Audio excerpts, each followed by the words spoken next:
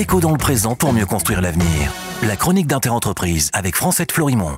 Bonjour, j'espère que vous allez bien.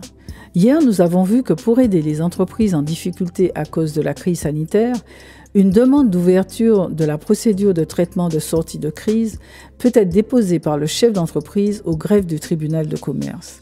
Cette demande doit être accompagnée des pièces suivantes, datées, signées et certifiées sincères par l'entreprise, à savoir les comptes annuels du dernier exercice, l'état du passif exigible et de l'actif disponible, la déclaration de cessation de paiement, la situation de trésorerie, le compte de résultat prévisionnel, le nombre de salariés employés à la date de la demande, le bilan et le chiffre d'affaires à la date de la clôture du dernier exercice, l'état chiffré des créances et des dettes, l'état des actifs et passifs des sûretés ainsi que celui des engagements hors bilan et enfin, l'inventaire sommaire des biens de l'entreprise.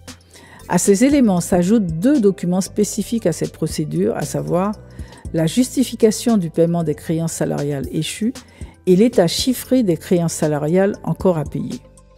Lorsque la demande d'ouverture a été faite alors que l'entreprise faisait l'objet d'une procédure de conciliation, le tribunal statue sur l'ouverture de la procédure de traitement de sortie de crise après le rapport du conciliateur. Une fois sa demande enregistrée, l'entreprise doit alors établir la liste des créances de chacun des créanciers identifiés dans ses documents comptables et la déposer au greffe dans les 10 jours du jugement ouvrant la procédure. Sous 8 jours, le mandataire doit alors communiquer aux créanciers les informations relatives à leurs créances. Le délai total de traitement de la procédure ne doit pas excéder 3 mois. Si aucun plan n'est arrêté, l'entreprise, le mandataire ou le ministère public peuvent demander l'ouverture d'une procédure de redressement ou de liquidation judiciaire. On retombe alors dans les procédures classiques. À demain, prenez soin de vous. Déco dans le présent pour mieux construire l'avenir. La chronique d'Interentreprise avec Francette Florimond.